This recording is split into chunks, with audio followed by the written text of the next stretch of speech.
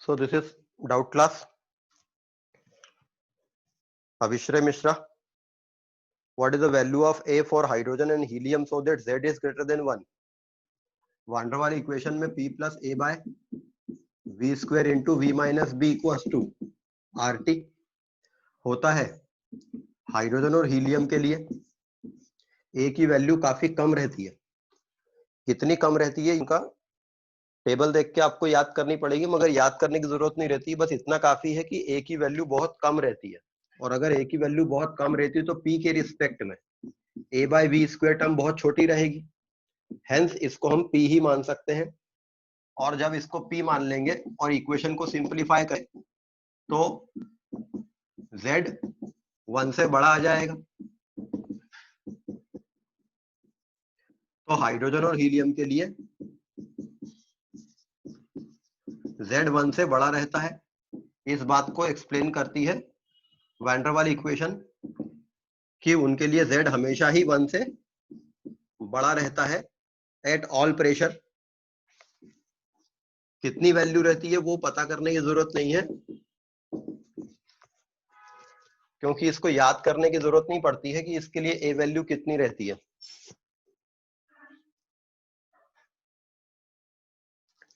फिर किसी ने पूछा कि अगर कोई भी बुक रेफर ना करें तो एनसीईआरटी के अलावा और रेडियंस प्रैक्टिस मैनुअल, तो ये काफी अच्छी बात है।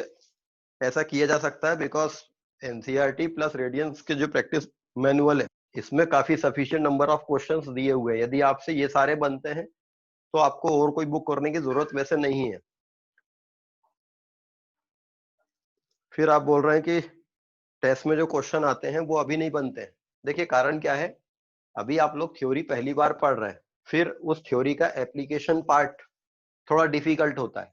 शुरुआत में आप कोई भी बुक के क्वेश्चन देखिए, ऑब्जेक्टिव प्रॉब्लम न्यूमेरिकल टाइप के क्वेश्चन डिफिकल्टी से बनेंगे जब तक आप थ्योरी को प्रॉपर तरीके से समझ नहीं आए। तो आप कोई भी बुक की बात करें, सभी में न्यूमेरिकल अटेम्प्ट करने में थोड़ी शुरू में दिक्कत आती है। You are 11th class students, लेकिन जब हम रिवीजन करेंगे, प्रैक्टिस और कर लेंगे तो ये प्रॉब्लम दूर हो जाएगी। कनिष्क पांडे सर एक बार वॉल्यूम करेक्शन समझा दीजिएगा। ठीक है। वॉल्यूम करेक्शन, वैन डर वाल हैज सजेस्टेड कि कोई गैस आइडियल बिहेवियर को क्यों नहीं शो करती है, क्योंकि हमने काइनेटिक थ्योरी ऑफ गैसेस में ये माना है कि गैस का जो मॉलिक्यूल रहता है उसका वॉल्यूम जीरो रहता है। गैस के मॉलिक्यूल का वॉल्यूम जीरो रहता है। अब गैस के मॉलिक्यूल का जीरो वॉल्यूम है तो इन जीरो वॉल्यूम वाले मॉलिक्यूल को फ्री घूमने के लिए पूरा वी वॉल्यूम अवेलेबल मिलता, लेकिन ऐसा होता नहीं है।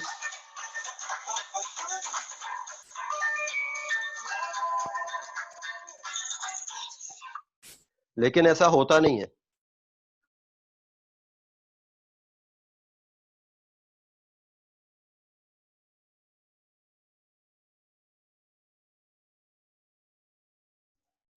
हाँ जी, तो गैस का वॉल्यूम जीरो वॉल्यूम नहीं होता है, और अगर इन मॉलिक्यूल्स का जीरो वॉल्यूम नहीं होता है मतलब वो फ्री घूमने के लिए इस वॉल्यूम से कुछ कम वॉल्यूम मिलता है। तो अगर हम इस कंटेनर के वॉल्यूम से वो वॉल्यूम घटा दें जो इनको फ्री घूमने नहीं मिलता है, तो ये वॉल्यूम वो आ जाएगा जो फ्री घूमने मिलता है। इस वॉल्यूम के लिए V माइनस NB के लिए हम इस वॉल्यूम के लिए तो इनको जीरो साइज का मान सकते हैं कि हाँ ये जीरो साइज के होते होंगे। तो काइनेटिक थ्योरी का पॉस्टुलेट इन पे लग जाएगा। गैस के मॉलिक्यूल जीरो साइज के होते हैं। अगर हम PV equals to nRT equation में V की जगह V माइनस NB ले लें तो pressure of the gas into volume, जिस वॉल्यूम के लिए वो गैस मॉलिक्यूल जीरो साइज के हैं, ये लिखा है हमने PV इक्वल टू nRT को ही रीराइट किया। ये वॉल्यूम करेक्शन का मीनिंग है। अब बात आती है कि गैस के मॉलिक्यूल जब फ्री घूमते हैं अंदर और उनके वॉल्यूम जीरो, तो कितना वॉल्यूम उनको फ्री घूमने नहीं मिलता है। B की वैल्यू क्या है, तो हमने डिराइव किया था B की value 4 into 4/3 pi R cube N nought metre cube per mole. एक मोल गैस को इतना वॉल्यूम फ्री घूमने नहीं मिलता है, तो N मोल गैस को कितना नहीं घूमने मिलेगा, N। वो सब्ट्रैक्ट कर दिया, ये वॉल्यूम आ गया। तो ये वॉल्यूम करेक्शन का पर्पस था।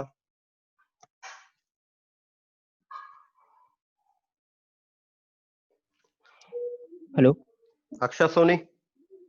सर, हर मॉलिक्यूल को कुछ मॉलिक्यूल्स अपनी तरफ अट्रैक्ट करते हैं, फिर जी तो ये जो मॉलिक्यूल्स हैं वो भी वॉल को हिट करने की टेंडेंसी रखते हैं, तो फिर इससे तो चेन बनती जाएगी, मतलब तो इससे कुछ इफेक्ट पड़ेगा प्रेशर पर करेक्शन में? आपका मैं क्वेश्चन समझा नहीं। हर मॉलिक्यूल को दूसरे मॉलिक्यूल अट्रैक्ट करते हैं तो एक चेन बन जाएगी। What does it mean chain? Sir मतलब जैसे ये जो मॉलिक्यूल्स हैं इसको अट्रैक्ट कर रहे हैं सिंगल मॉलिक्यूल को, कुछ सिंगल मॉलिक्यूल्स को, होते होंगे ये जो हाँ है, तो कुछ मॉलिक्यूल्स होते होंगे जो इन मॉलिक्यूल्स को भी अट्रैक्ट करते होंगे। भाई एवरेज अट्रैक्शन मिल रहा है ना। ये मॉलिक्यूल घूम फिर रहा है, इसको कुछ अट्रैक्ट कर रहा है, कोई रिपेल कर रहा है, ये एक फोर्स से जाके टकरा रहा है। यदि अट्रैक्ट नहीं करता तो ये फोर्स से जाके टकराता, मतलब जो प्रेशर हमको गैस का मिल रहा है एक्चुअल में उससे ज्यादा प्रेशर मिलता। तो जो प्रेशर नहीं लगा वो पहले हमने जोड़ दिया। Okay sir.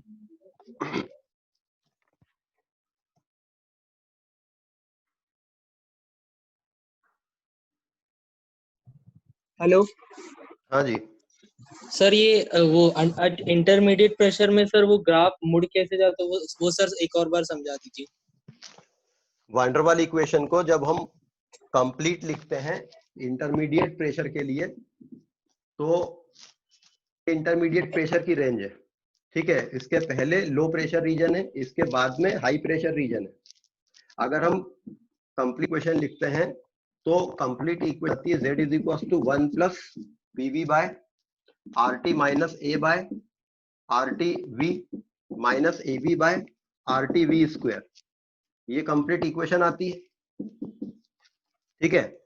अब अगर हम इसकी इस हायर टर्म को छोड़ दें, अगर हम ये देखते हैं तो z कितना 1 में ये टर्म हो रही प्लस जो z को 1 से बड़ा करेगी, और ये टर्म हो रही माइनस जो z को 1 से छोटा करेगी।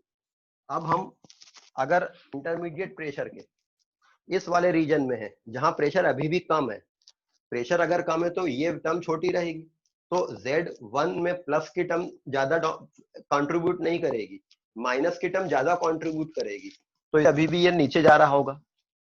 लेकिन एक पॉइंट पे आके जब प्रेशर इंटरमीडिएट रेंज में प्रेशर बढ़ रहा है क्योंकि कंटिन्यूस, अब जब यहां पहुंच गए तो ये टर्म डोमिनेट करके ज्यादा काउंट करेगी, Z में इसका साइन प्लस है और ये टर्म का वॉल्यूम नीचे है, इसलिए ये टर्म कम कंट्रीब्यूट करेगी।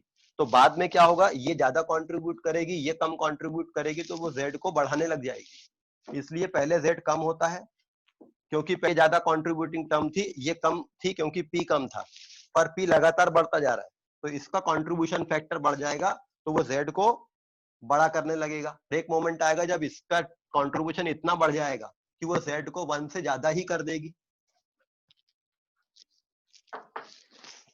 इसलिए ये कर्व घूम जाती है। क्लियर है ये? Okay sir.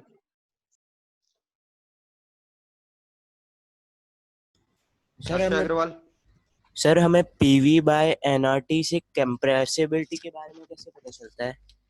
अभी नेक्स्ट क्लास में इस बात को डिस्क्राइब करूंगा कि पीवी बाय एनआरटी Z होता है, Z कंप्रेसिबिलिटी फैक्टर कहलाता है। तो कंप्रेसिबिलिटी फैक्टर का मतलब क्या होता है, कंप्रेसिबिलिटी क्या होती है? ये टेम्परेचर डिक्रीज करने पे प्रेशर इंक्रीज हो जाता है, तो सर ऐसा डिक्रीज करने पे प्रेशर इंक्रीज कहाँ हो रहा है? सर हम ग्राफ बनाते हैं ना, तो भाई मेरे ग्राफ में ये थोड़ी बताया है, ग्राफ में बताया है लो टेम्परेचर पे गैस का डिविएशन ज्यादा है, इक्वल टू 1 होना चाहिए था। लो टेम्परेचर पर Z 1 से बहुत डिविएट कर रहा है, जिस वैल्यू को यहाँ होना चाहिए था वो यहाँ है, जिस वैल्यू को यहाँ होना चाहिए था वो यहाँ है, बहुत डिवीजन है इन वैल्यूज का।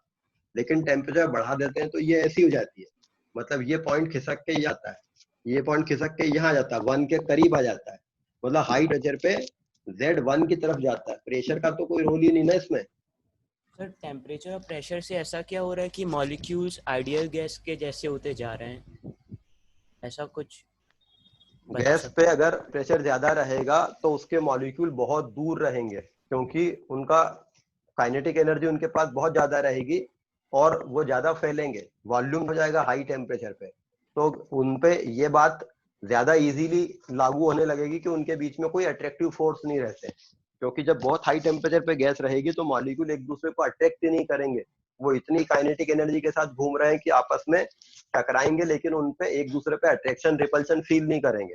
तो काइनेटिक थ्योरी के पोस्टुलेट हाई टेम्परेचर पे उनपे अप्लाई होने लगे। इसी प्रकार से अगर गैस लो प्रेशर पे है, बहुत हाई वॉल्यूम है गैस का, तो मॉलिक्यूल के बीच में इतनी दूरी है कि हम इनपे अट्रैक्शन रिपल्शन नहीं मानेंगे कि नहीं हो रहा है, और दूसरा वॉल्यूम कंटेनर का इतना ज्यादा है कि हम गैस के एक मॉलिक्यूल का वॉल्यूम 0 मान सकते हैं, इसलिए तब उन पर काइनेटिक थ्योरी के पोस्टुलेट लग रहे हैं, तो आइडियल बिहेव कर।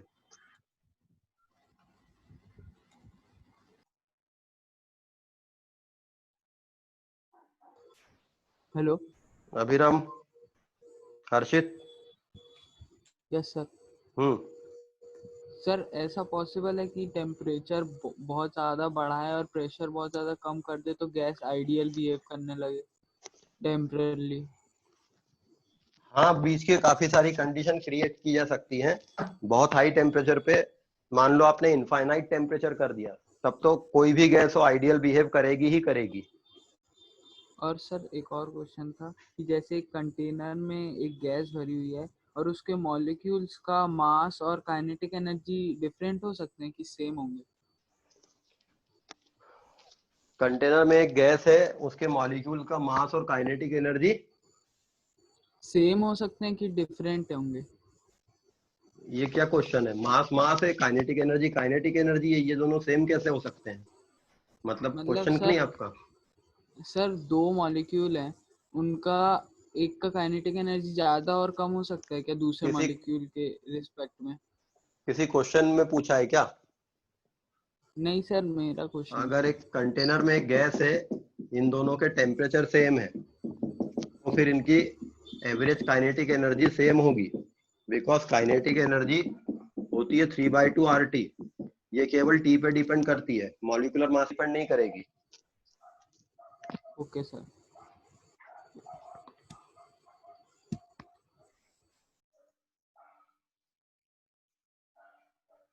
हेलो।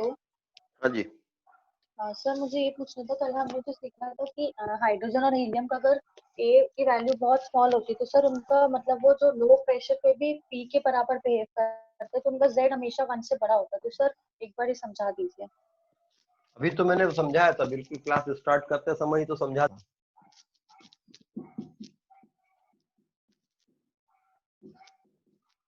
वान डेर वाल इक्वेशन एक मोल गैस के लिए ये है, अगर ए वैल्यू बहुत छोटी है तो प्रेशर चाहे ज्यादा हो चाहे कम हो, पी के रिस्पेक्ट में A/V² निगलेक्टेड ही रहेगा, तो P + A/V² को हम P ही लिख पाएंगे, चाहे प्रेशर लो हो चाहे हाई हो, बिकॉज ये वैल्यू ही बहुत छोटी है। और जब हम इसको P लिख पाएंगे तो P × V - B = RT, और PV - PB = RT, तो PV = RT + PB होगा। इसको RT से दोनों तरफ डिवाइड किया,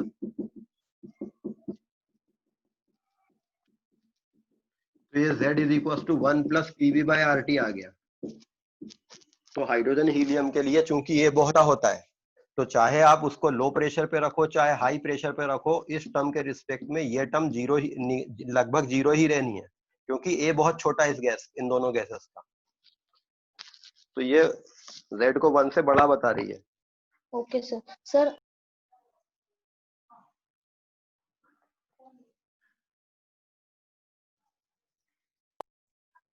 हाँ जी। सर हमने वो जो एक और इक्वेशन देखी थी Z = 1 - A/RTV, तो सर अगर इसमें T और V सेम होता है तो A और Z कैसे डिपेंड करेंगे, वो एक बार बता दीजिए। Z = 1 - A/RTV किसी गैस के लिए है, मतलब ये लो प्रेशर पे गैस है, क्योंकि ये कंडीशन डिराइव हुई थी लो प्रेशर के लिए, तो लो प्रेशर पर Z 1 से छोटा होता है, मतलब हम प्रेशर के ये जो 3 रीजन है इसमें इस रीजन की बात कर रहे हैं। अब ये 3 बातें बताती है इक्वेशन। पहली बात तो ये बता रही कि Z 1 से छोटा है, कितनी वैल्यू छोटा है? A/RTV वैल्यू छोटा है। अब यदि हम टी बढ़ाते, यदि हम गैस का प्रेशर और बढ़ाते हैं, मतलब हम लो प्रेशर रीजन में और आगे आ रहे हैं, यदि हम गैस का प्रेशर और बढ़ाते हैं, प्रेशर बढ़ाने से वॉल्यूम कम होगा, वॉल्यूम कम होगा, वॉल्यूम डिनोमिनेटर में है, वॉल्यूम कम होगा तो ये टर्म बढ़ेगी, ये टर्म बढ़ेगी, ये टर्म बढ़ेगी तो वन में से बड़ी क्वांटिटी सब्ट्रैक्ट होगी, तो जेड बड़ा होगा कि छोटा होगा? छोटा। तो ये कर्व नीचे जाएगी कि ऊपर की तरफ जाएगी? नीचे की तरफ। नीचे जाएगी, क्योंकि वन वैल्यू तो यहाँ है और जेड वन से और छोटा होता जा रहा है। ठीक है। अच्छा, किस गैस के लिए जेड किस गैस के लिए जेड ज्यादा छोटा होगा? जिस गैस का ए बड़ा होगा उसके लिए ज्यादा छोटा होगा। तो ये हो सकता है नाइट्रोजन के लिए ग्राफ हो और ये कार्बन डाइऑक्साइड के लिए ग्राफ हो। कार्बन डाइऑक्साइड के लिए ए ज्यादा बड़ी वैल्यू होती है तो उसके लिए जेड ज्यादा छोटा आता है। ओके। अब यदि हम ए मतलब हाँ क्या? हाँ सर ए मतलब जितना नीचे आप जा रहा है उसकी जिस गैस के लिए ए ज्यादा होगा उसके लिए जेड ज्यादा नीचे आएगा।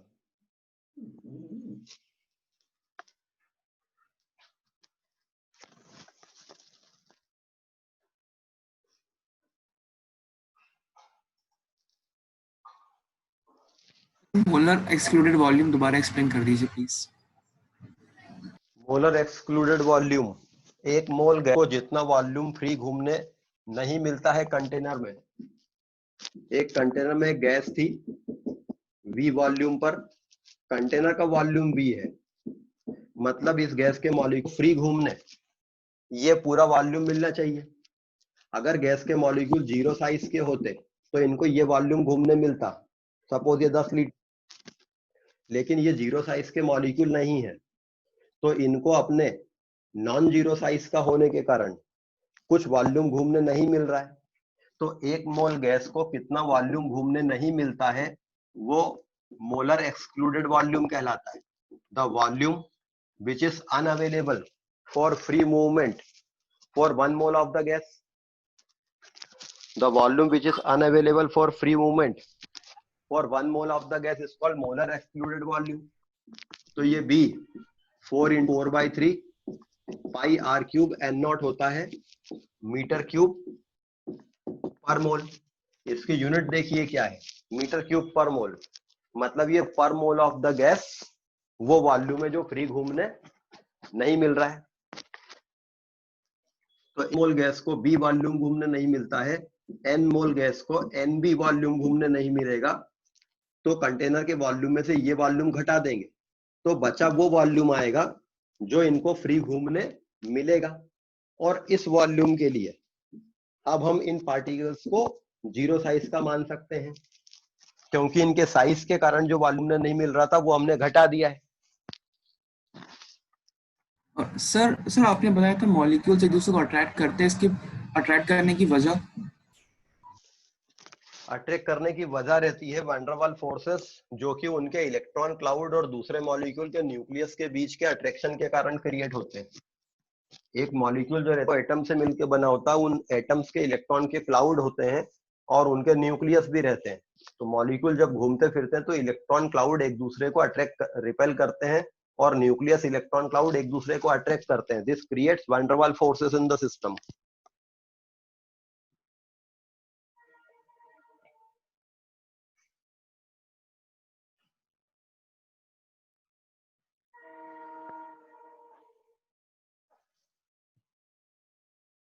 फिर किसी ने पूछा है कि Z की low and high and intermediate pressure में वैल्यूज जो आती है तो उनको याद करना है क्या?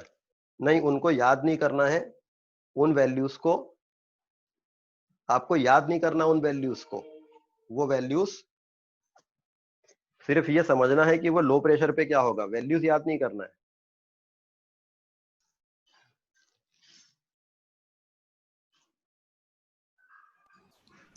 अक्षय अग्रवाल। सर अगर हम ऐसा कंसिडर करें कि हमारे पास 2 सिलेंडर हैं, दोनों में अलग अलग प्रेशर पे हीलियम भरी हुई है, और उससे हमें बलून को फिल करना है, तो क्या ऐसा होगा कि एक बलून ज्यादा वॉल्यूम अटेन कर ले कम मोल ऑफ हीलियम पर?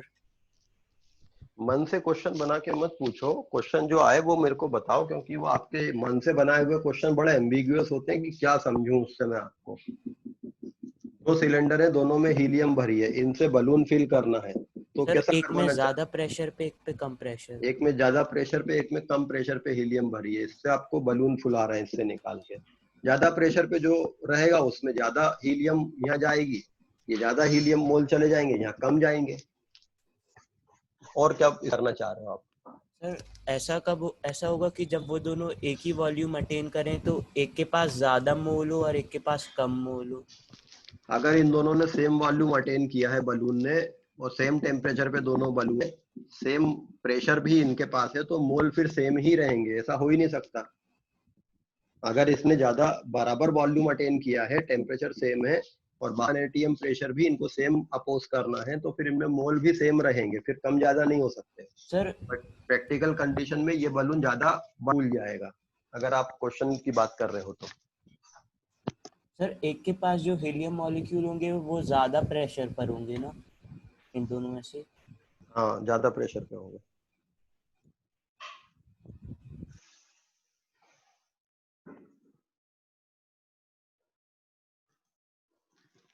Hello.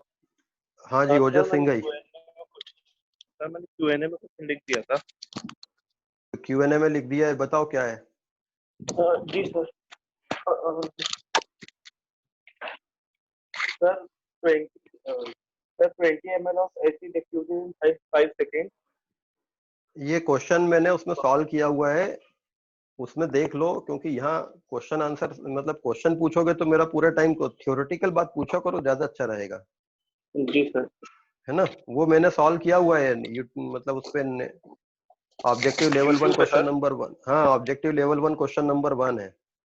Ji sir, thank you तो सर। ये तुम्हारा क्वेश्चन है 20 ml of H2 diffuse in 5 seconds. Find the volume of O2 diffuse in 10 seconds through the same hole. Rate of diffusion of H2 20 ml है 5 second में, तो rate of diffusion of H2 है 20 ml 5 second में मिली पर second. Rate of diffusion of O2 suppose 10 second में V volume O2 diffuse हो जाती है, तो rate of diffusion of H2 upon rate of diffusion of O2 for the similar condition molecular weight of O2 upon molecular weight of H2 होगा। Rate of diffusion of hydrogen को लिखेंगे 20 upon 5, rate of diffusion of O2 को लिखेंगे V upon 10 equal to 32 तो यहाँ से 40 upon V equal to √16 हो जाएगा। 40 अपॉन V का स्क्वायर इक्वल टू 16 हो जाएगा, यहाँ से V सॉल्व कर लो, इससे आ जाएगा। ठीक है, तो grams law of. Sir 3 gases का रेट ऑफ डिफ्यूजन का रेशियो कैसे निकालते हैं? ये भी मैंने कहा ना, क्वेश्चन पूछोगे तो मजा नहीं आएगा, क्वेश्चन मैंने सॉल्व करके डाल रखा है।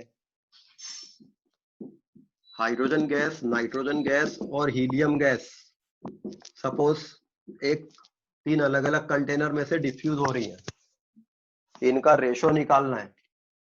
रेशो निकालने के लिए क्या करते हैं, सबसे स्लो जो गैस डिफ्यूज हो रही होगी उसके रिस्पेक्ट में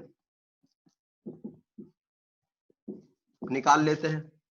तो rate of diffusion of nitrogen gas with respect to rate of diffusion of nitrogen gas हो जाएगा। Rate of diffusion of helium with respect to nitrogen, rate of diffusion of hydrogen with respect to nitrogen.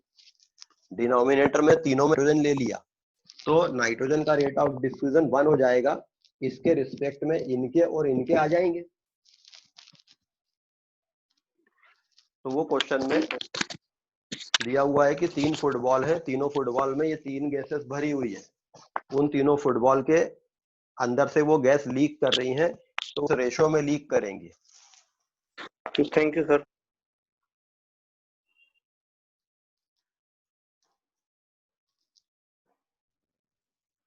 Gauri, sir आपने जो unavailable volume बताया था जब दो gas के molecules टकराते हैं, वो एक बार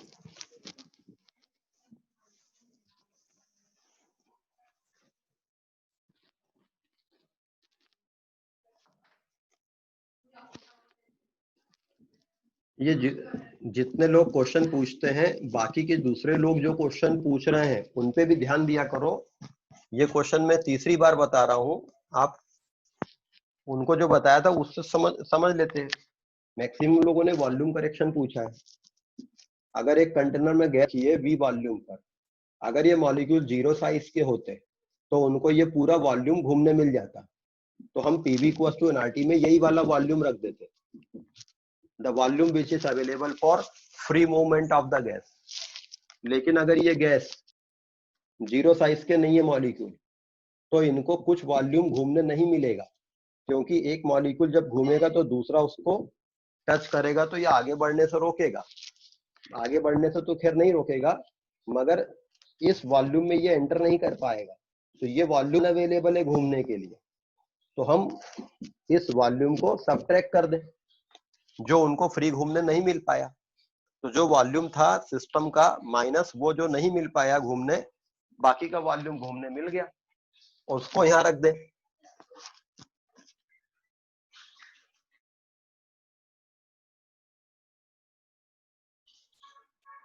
हाँ आर्यन जी, अच्छा क्वेश्चन पूछा है। ये स्ट्राइक नहीं होता है कि क्वेश्चन में क्या करना है, ये स्ट्राइक ही तो समझने के लिए हम लोग 2 साल का प्रिपरेशन करते हैं। इसलिए इतना जल्दीबाजी मत करिए। यदि आप क्वेश्चन सॉल्व कर रहे हैं और क्वेश्चन आपसे अभी सॉल्व नहीं हो रहे हैं, कोई बात नहीं, आप प्रैक्टिस करते रहिए और थ्योरी को समझते रहिए, अप्लाई करिए। उसके बाद में क्वेश्चन 2-4 सॉल्व हो जाएंगे, 2-4 सॉल्व नहीं होंगे, जो सॉल्व नहीं होते हैं उन पे और वर्क कीजिए, धीरे धीरे प्रोग्रेस होगी। अभी आपका 2 साल का कोर्स है और अभी आपका ये पहला ही मंथ है, दूसरा ही मंथ है पढ़ते पढ़ते, तो इसलिए थोड़ा पैनिक करने की जरूरत नहीं है। इस बात पे ध्यान दीजिए कि आपको थ्योरी समझ में कि नहीं। थ्योरी यदि आपकी क्लियर रहेगी तो अभी आप अगले साल जब इसी एटॉमिक स्ट्रक्चर गैसेस स्टेट के प्रॉब्लम सॉल्व करोगे तो आप देखोगे कि यही क्वेश्चन जो आज आपको इतना परेशान कर रहे हैं ये बड़े इजी लगेंगे कि अरे ये तो इतना इजी क्वेश्चन था, ग्राम्स लॉ का था या वॉल्यूम करेक्शन की बात है। सीखते रहिए, वो ज्यादा अच्छा है।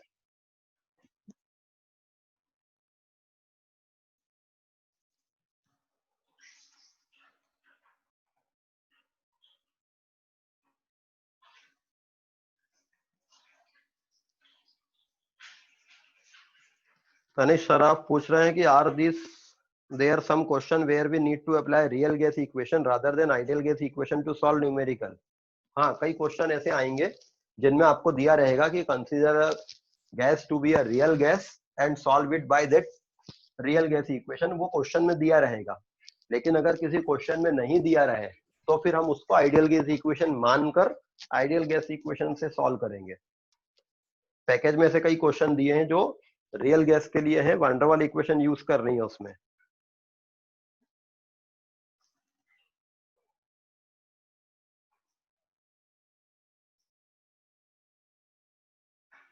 अभी आपका जो टेस्ट हुआ है उसका मैंने वीडियो अपलोड कर दिया है, तो वो आप उसमें देख सकते हैं उसके सॉल्यूशन।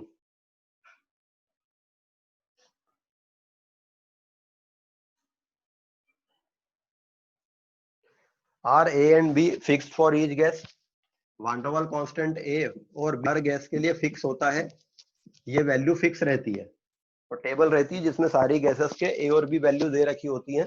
हालांकि वो आपको याद नहीं करनी इनकी value. Is there any assumption that particles of gases are exact spherical in shape? ये एक assumption माना जाता है कि इसके मॉलिक्यूल स्फेरिकल शेप के होते हैं, बिकॉज एक गैस का जो मॉलिक्यूल वो न्यूक्लियस और इलेक्ट्रॉन का बना रहेगा, वो न्यूक्लियस इलेक्ट्रॉन क्लाउड को सब तरफ से अट्रैक्ट कर रहा होगा, तो हम ये मान लेते हैं कि गैस के मॉलिक्यूल स्फेरिकल शेप के होते हैं।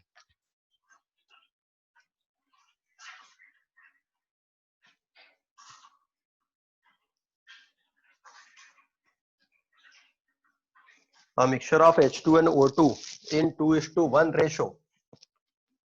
A mixture of H2 and O2 in 2:1 ratio by volume. एक मिक्सचर में 2:1 रेशो बाय वॉल्यूम में हाइड्रोजन और ऑक्सीजन गैस है, ये बाहर निकल रही है एक होल से।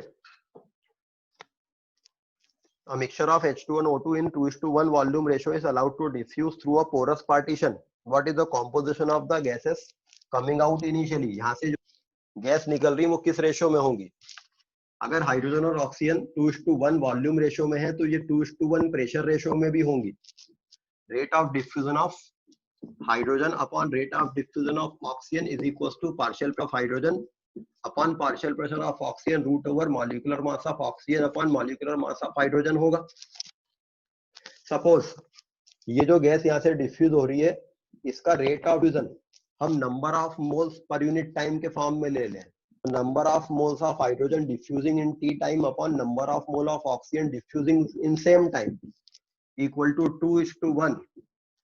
वॉल्यूम रेशियो प्रेशर रेशियो के बराबर होता है, जो वॉल्यूम रेशियो होता है वही प्रेशर रेशियो होता है, वही मोल रेशियो होता है, तो इसलिए प्रेशर रेशियो भी यही होगा। 32/2 लिखेंगे यहाँ, तो ये टाइम तो सेम है, number of mole of H2 upon number of mole of O2 is equal to 2 √16, तो √16 हो जाएगा 4, तो 2 × 4 हो जाएगा 8, number of mole of H2 upon number of mole of O2 equal to 8। इसका मतलब क्या है, यहाँ जो गैस निकल रही होगी वो 8:1 रेशो में, हाइड्रोजन 8 पार्ट, अच्छा ये number of H2 upon number of O2 equal to 8 है, मतलब अपॉन में 1 है, तो 8 मोल हाइड्रोजन निकल रही होगी तो 1 मोल ऑक्सीजन निकल रही होगी, तो परसेंटेज ऑफ हाइड्रोजन जो निकल रही होगी 8/8 + 1 × 100 एंड परसेंटेज ऑफ ऑक्सीजन जो निकल रही होगी वो होगी 1/8 + 1 × 100। तो यहाँ पे कॉम्पोजिशन निकल जाएगा कि बाय मोल कितने परसेंट हाइड्रोजन और कितने परसेंट ऑक्सीजन यहाँ निकल रही होगी।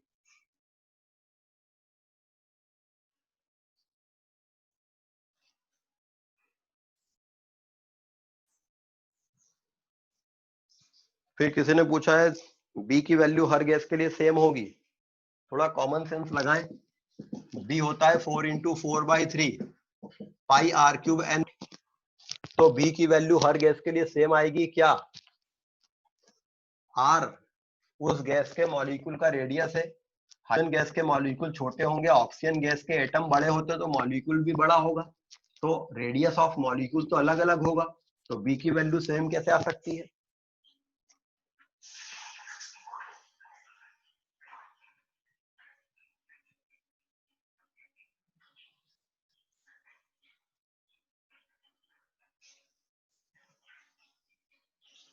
हाँ, और किसी को कोई पूछना है।